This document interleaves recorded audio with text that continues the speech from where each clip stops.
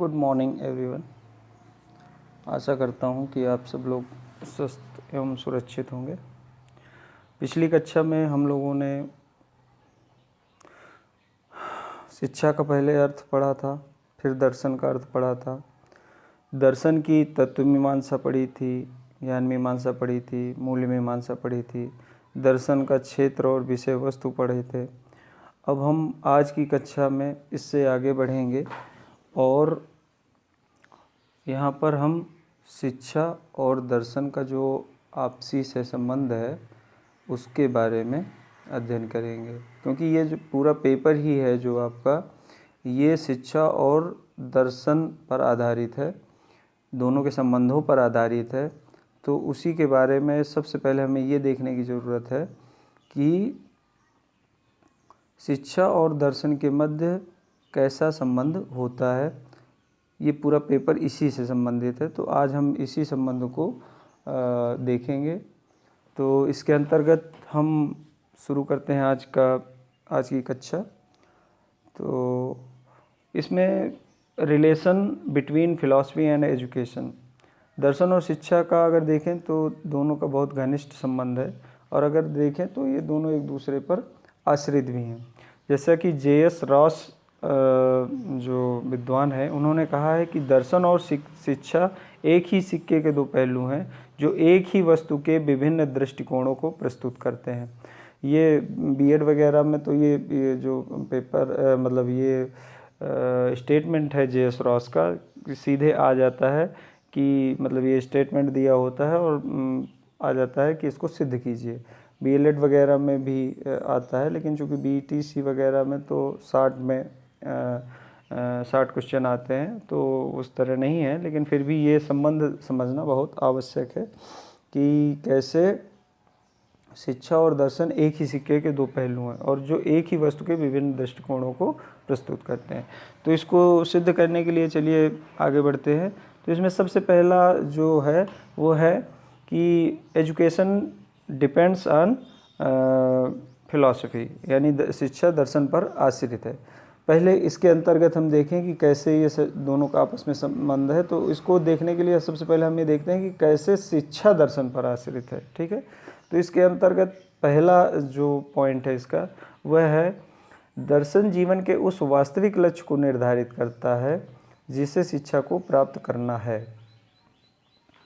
अब यहाँ पर देखें तो इसी से ये बात सिद्ध हो जाती है कि दर्शन जीवन के उस वास्तविक लक्ष्य को निर्धारित करता है जिसे शिक्षा को प्राप्त करना है। ठीक है, तो जैसा कि आप सभी जानते हो कि दर्शन के अंतर्गत हम लोगों ने पिछली ही कक्षा में पढ़ा था तत्व मीमांसा, ज्ञान मीमांसा और मूल मीमांसा। तो दर्शन की जो तत्व मीमांसा होती है उससे हमारे जीवन के लक्ष्य निर्धारित होते हैं, और दरअसल जो हमारे जीवन के लक्ष्य होते हैं वही शिक्षा के लक्ष्य बनते हैं और शिक्षा उन्हीं लक्ष्यों को प्राप्त करती है। तो कहने का आशय ये है कि अगर दर्शन शिक्षा जीवन के लक्ष्य न निर्धारित करे तो शिक्षा कौन से लक्ष्यों को प्राप्त करेगी, यानी शिक्षा उद्देश्यहीन हो जाएगी। दर्शन की तत्व मीमांसा से जीवन के लक्ष्य निर्धारित होते हैं। जैसे कि आप ये देखो, उदाहरण से समझते हैं हम लोग कि जैसे आदर्शवादी दर्शन है, तो आदर्शवादी दर्शन ये मानता है कि जीवन का या सृष्टि की रचना ब्रह्म ने की है और जीवन का अंतिम उद्देश्य क्या है, आत्मानुभूति। तो जब जीवन का अंतिम लक्ष्य उन्होंने निर्धारित कर दिया आदर्शवादी दर्शन ने, तो आप देखोगे आदर्शवादी समाज की शिक्षा में आप देखोगे कि पूरी शिक्षा उसी उद्देश्य को प्राप्त करने के लिए वैसे ही शिक्षा के उद्देश्य निर्धारित किए गए, वैसे ही शिक्षा का पाठ्यक्रम निर्धारित किया गया, वैसी ही शिक्षण विधियाँ, वैसा ही अनुशासन, वैसा ही शिक्षक छात्र का संबंध। तो अगर देखा जाए तो सब कुछ उसी पर आधारित हो जाता है। इसके विपरीत जैसे हम दूसरा दर्शन का उदाहरण ले लेते हैं, जैसे प्रकृतिवादी दर्शन है। तो प्रकृतिवादी कहता है कि इस जगत का निर्माण प्रकृति ने किया है, तो मनुष्य भी एक प्राकृतिक प्राणी है। तो मनुष्य जीवन का उद्देश्य कोई आध्यात्मिक उन्नति करना नहीं है, बल्कि केवल अपनी प्रकृति का ज्ञान प्राप्त करना और अपने प्रकृति के साथ समायोजन स्थापित करते हुए भौतिक उन्नति करना। ये मतलब प्रकृतिवादी दर्शन का जो जीवन का लक्ष्य है। तो आप ये देखोगे प्रगतिवादी शिक्षा में भी आप देखोगे कि ज़्यादा से ज़्यादा ज्ञानेंद्रियों और कर्मेंद्रियों के प्रशिक्षण पर बल दिया गया है, क्योंकि उनका मानना है कि आध्यात्मिक जगत कोई होता नहीं है और भौतिक जगत ही सत्य है। तो भौतिक जगत का ज्ञान हमें किसके माध्यम से प्राप्त होता है? ज्ञानेंद्रियों और कर्मेंद्रियों के माध्यम से। तो इस हिसाब से अगर आप देखो तो प्रकृतिवादी जो शिक्षा का जो उद्देश्य है वो प्रकृति के साथ समायोजन स्थापित करना है, अपनी प्रकृति के अनुसार जीना है। तो कहने का मतलब ये है कि उसका उस समय की जो प्रकृतिवादी शिक्षा है तो उसकी शिक्षा उन्हीं सिद्धांतों पर पूरी तरह से आधारित होती है। इसके बाद तीसरी जैसे विचारधारा हम मान लें प्रयोजनवाद का उदाहरण ले लेते हैं। तो प्रयोजनवाद ऐसा दर्शन है जो आध्यात्मिक जगत पर विश्वास नहीं करता और वो ये कहता है कि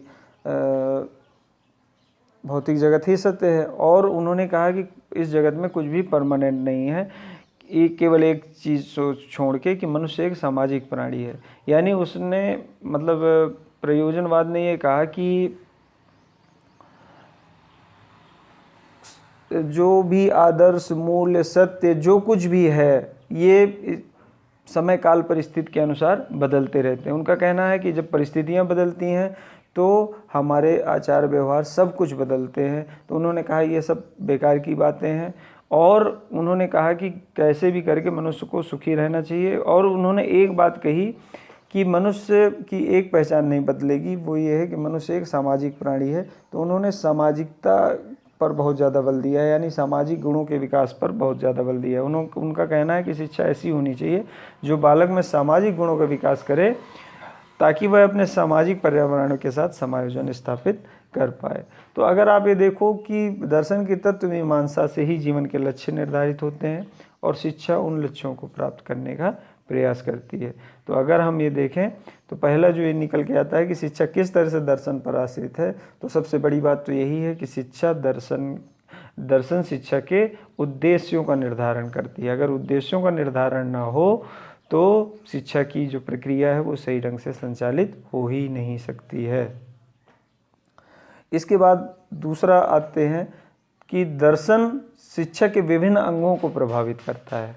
तो ये भी बात सही है कि अगर आप देखेंगे तो शिक्षा का जो भी विभिन्न अंग हैं उनको दर्शन प्रभावित करता है।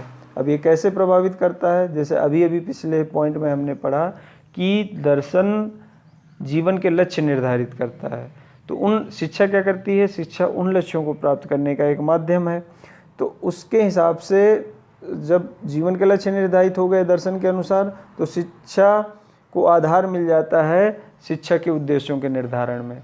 तो शिक्षा के उद्देश्य, पाठ्यक्रम, शिक्षण विधियाँ, अनुशासन, शिक्षक छात्र संबंध आदि अगर हम देखें तो ये शिक्षा दर्शन पर आधारित है। कैसे आधारित है? जैसे अगर हम उदाहरण ले लें कि जैसे प्राचीन समय में आदर्शवादी समाज था, तो आदर्शवादी दर्शन का जो उद्देश्य होता है वो जीवन का अंतिम लक्ष्य है आत्मानुभूति प्राप्त करना। तो अगर आप देखोगे तो उस समय की सारी शिक्षा किस पर अगर देखें तो पूरी तरह से आधारित थी, यानी मुक्ति पर, आत्मानुभूति पर। तो मतलब शिक्षा जैसे दर्शन के अनुसार जीवन का अंतिम लक्ष्य आत्मानुभूति था, उसी तरह शिक्षा का भी अंतिम लक्ष्य आत्मानुभूति था, यानी साविद्या या विमुक्तय।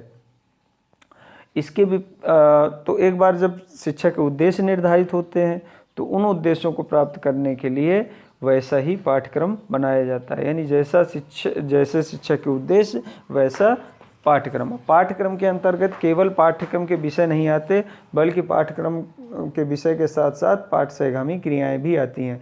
तो उस समय अगर हम भारतीय परिप्रेक्ष्य में देखें तो उस समय वेद पुराण उपनिषद वगैरह का अध्ययन कराया जाता था, यानी शस्त्र और शास्त्रों का अध्ययन कराया जाता था उस समय की तात्कालिक आवश्यकता के अनुसार, उस समय के दर्शन के अनुसार। फिर आप ये देखो कि जैसे दो तरह के विषय होते हैं, वैज्ञानिक विषय और आध्यात्मिक विषय या साहित्यिक विषय होते हैं। तो दोनों तरह के विषयों को पढ़ाने के लिए शिक्षण विधियां भी अलग अलग तरह की होती हैं। जैसे प्राचीन समय में अगर हम देखें तो जैसे श्रवण मनन निधिध्यासन विधि, आगमन विधि, निगमन विधि, व्याख्यान विधि, उपदेश विधि, अभ्यास विधि, इन सारी विधियों, कहानी विधि, इन सारी विधियों का प्रयोग प्राचीन समय में किया जाता था। यानी जैसा दर्शन होता था, दर्शन के विषय होते थे, जैसा दर्शन होता था वैसी ही शिक्षा होती थी, और शिक्षा दर्शन द्वारा निर्धारित लक्ष्यों को प्राप्त करने के लिए वैसे ही शिक्षा के उद्देश्य बनाती थी। उन उद्देश्यों को प्राप्त करने के लिए वैसे पाठ्यक्रम में विषय होते थे, उन विषयों को पढ़ाने के लिए वैसी ही शिक्षण विधियों का प्रयोग किया जाता था। जैसे आधुनिक समय में देखा जाए तो जीवन के उद्देश्य बदल गए, यानी समाज का दर्शन बदल गया है। अब अगर देखा जाए तो भौतिकवादी दर्शन है या प्रयोजनवादी दर्शन हम कह सकते हैं। तो जीवन का अंतिम लक्ष्य आत्मानुभूति नहीं है बल्कि भौतिक उन्नति है। तो आप देखो, जब समाज का दर्शन चेंज हुआ तो शिक्षा के भी उद्देश्य परिवर्तित हुए। उन उद्देश्यों को प्राप्त करने के लिए पाठ्यक्रम के विषय आप देखो तो आप देखोगे कि साहित्यिक विषयों से ज़्यादा आध्यात्मिक विषयों पर वर्तमान समय में बल दिया जाता है। और जब वैज्ञानिक विषयों को बल दिया जाता है तो शिक्षण विधियाँ भी अलग हैं। आजकल आप देखो तो project method, problem solving method, kindergarten method, play way method, heuristic method, brainstorming method, इन सारी क्रिया आधारित और वैज्ञानिक विधियों का प्रयोग होता है। आज नहीं मतलब श्रवण मनन निधिध्यासन या उपदेश विधि का आज नहीं प्रयोग होता। क्यों? क्योंकि जब विषय बदल गए, विषयों की प्रकृति बदल गई, तो उन विषयों को पढ़ाने के लिए शिक्षण विधियाँ भी परिवर्तित हो गए। इसके अलावा जैसे हम अनुशासन का भी अगर हम देखें तो अनुशासन भी देखेंगे तो दर्शन के अनुसार अनुशासन का स्वरूप भी बदल जाता है। जैसे आदर्शवादी दर्शन में आत्मानुशासन की बात की गई है, ठीक है। यानी ये माना गया है कि बालक आत्मानुशासित रहे, स्वानुशासित रहे, या प्रभावात्मक अनुशासन की बात कही है कि यानी कि बालक अपने से बड़ों के आचरण को देखे, यानी अपने गुरुओं के आचरण को देखे और उससे प्रभावित हो और उस आचरण को अपने ऊपर लागू करे। तो यानी कि अनुशासन का स्वरूप दर्शन के अनुसार बदलता है। फिर इसके बाद जैसे हम प्रकृतिवाद में देखते हैं तो प्रकृतिवादी दर्शन में अनुशासन का स्वरूप बदल जाता है। प्रकृतिवादी दर्शन प्राकृतिक परिणामों द्वारा अनुशासन की बात करता है। यानी वो ये कहता है कि अगर बालक को आप क्रियाएं करने दीजिए और बालक जो भी अच्छी क्रियाएं करेगा तो प्रकृति उसे पुरस्कार प्रदान करेगी। अगर वो कोई गलत क्रिया करेगा तो प्रकृति उसे दंडित करेगी। तो दर्शन के अनुसार अगर देखा जाए तो अनुशासन का भी स्वरूप बदल जाता है। इसके बाद तीसरा जैसे हम प्रयोजनवाद का देख लें तो प्रयोजनवादी सामाजिक अनुशासन की बात करते हैं। यानी उनका कहना है कि बालक को